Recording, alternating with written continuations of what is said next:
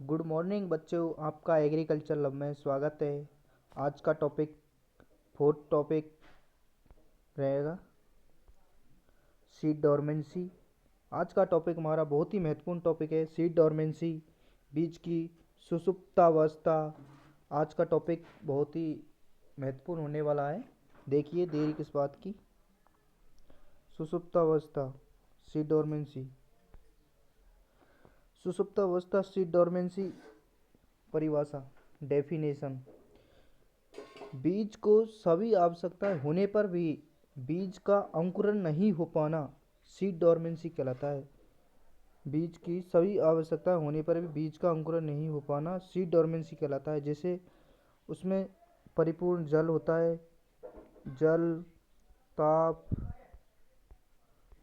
वायु आदि सभी दशाएं होने पर बीज का अंकुरण नहीं हो पाना सीड डोरमेंसी कहलाता है। यह सीड डोरमेंसी निम्न कारकों से होता है, जैसे भौतिक कारक हो सकता है, जैविक कारक, रासायनिक कारकों के कारण भी हो सकता है। यह निम्न प्रकार से होता है। देखिए तो सीड डोरमेंसी बीजों को अच्छे अंकुरत हेतु बुवाई से पूर्व सुसुप्तावस्था को कृत्रिम रूप से तोड़ा जाता है। जब बुवाई करते हैं तो उसको कृत्रिम रूप से तोड़ा जाता है, उसकी सुसुप्तावस्था को। जैसे इसके लिए विभिन्न क्रियाएं मुख्य हैं, जैसे कि पहला है भौतिक उपचार। भौतिक उपचार करके बीज की सीड डोरमेंसी को तोड़ा जाता है, यानी बीज कवच को तोड़ा जाता है भौतिक उपचार करके। भौतिक उपचार जैसे पहला है ताप उपचार, यानी कि टेम्परेचर यानी कि बीज को अलग अलग समय पर बीज को 40 से 45 डिग्री सेल्सियस ताप पर रखकर बीज की सुसुप्त अवस्था को तोड़ा जा सकता है। यानी कि टेम्परेचर के कारण बीज की सुसुप्त अवस्था को तोड़ा जाता है विभिन्न समय पर, मतलब कई कई समय पर रखकर 40 से 45 डिग्री सेल्सियस तापमान पर बीज की सुसुप्त अवस्था को तोड़ा जा सकता है। दूसरा है लो टेम्परेचर यानी कि निम्न ताप उपचार। निम्न ताप पर भी बीज की बीज की सुसुप्तावस्था को तोड़ा जा सकता है। जैसे कि इस विधि में कम ताप पर 12 से 14 घंटे के लिए 2 से 8 डिग्री सेंटीग्रेड तापमान पर 36 घंटे तक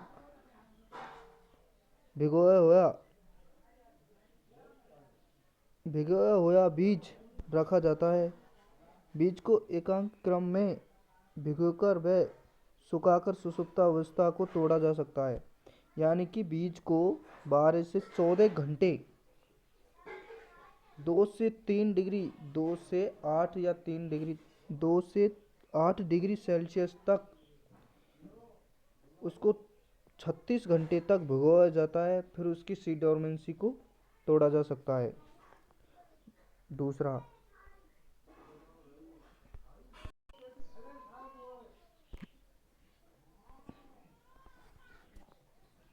थर्ड है बीज आवरण को तोड़कर यानी कि सर्टिफिकेशन।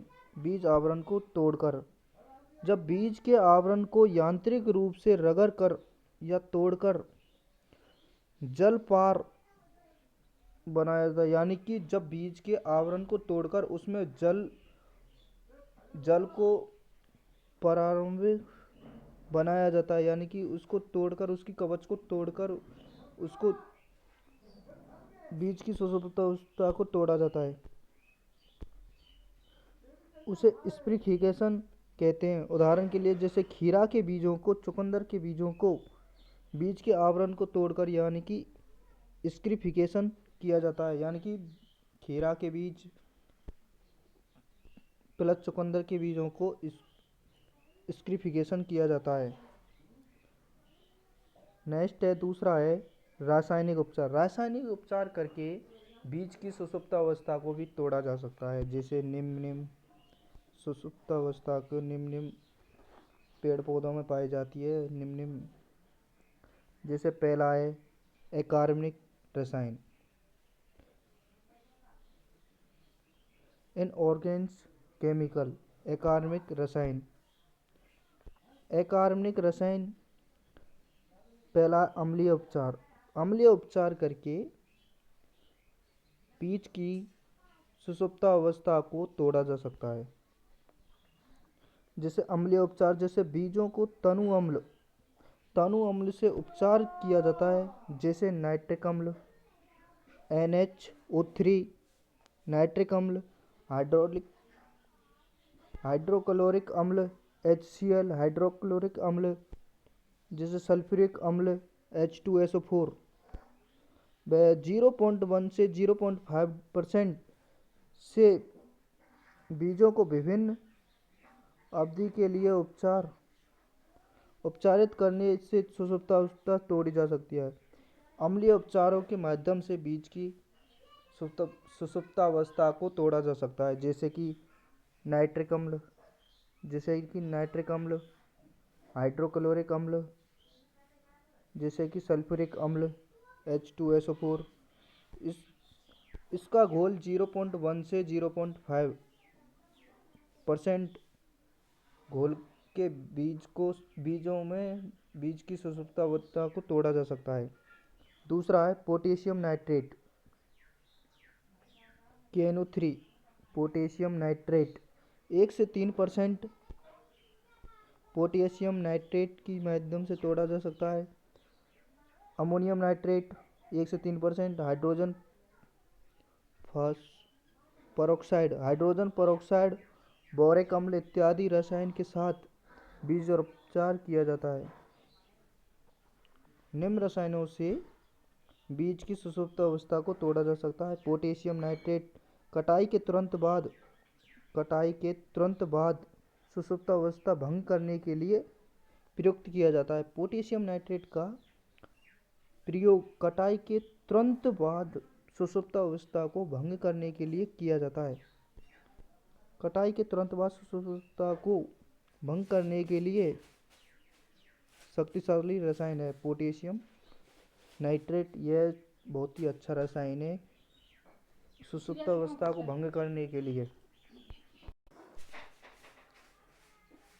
पहला पढ़ा था अकार्बनिक रसायन, दूसरा कार्बनिक रसायन। कार्बनिक रसायन के माध्यम से भी बीज की सुषुप्तावस्था को तोड़ा जा सकता है, जिसे नॉन हार्मोन केमिकल यानी हार्मोन रहित रसायन, जैसे थायोयूरिया, एस्कॉर्बिक अम्ल, थायोयूरिक अम्ल के प्रयोग से आलू के कंदों की सुषुप्तावस्था को तोड़ने के लिए बड़े स्तर पर प्रयोग में लिया जाता है। यानी कि हार्मोन रहित रसायन जैसे थायोयूरिया का प्रयोग आलू की सुषुप्तावस्था को तोड़ने के लिए किया जाता है। एस्कॉर्बिक अम्ल का प्रयोग किया जाता है, थायोयूरिक अम्ल का प्रयोग किया जाता है। आलू की सुषुप्तावस्था को तोड़ने के लिए बड़े स्तर पर प्रयोग लिया जाता है।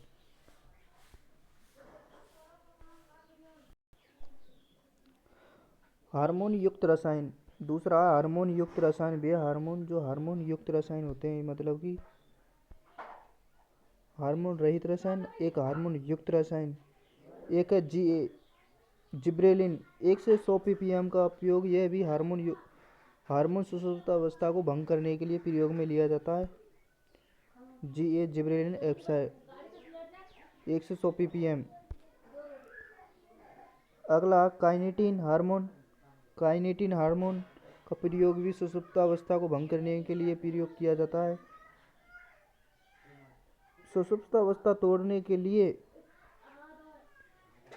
जो इथेनॉल का 100 से 300 ppm का घोल होता है, इथेनॉल का भी प्रयोग बीज की सुषुप्तावस्था को तोड़ने के लिए 100 से 300 ppm का प्रयोग किया जाता है। अगर क्लास अच्छी लगी हो तो उसको लाइक करना, शेयर करना और सब्सक्राइब करना चैनल को। अच्छी से अच्छी वीडियो बनाने की कोशिश करेंगे। अगर कुछ गलती आ रही है तो इसमें हमको बताएं। Thank you sir.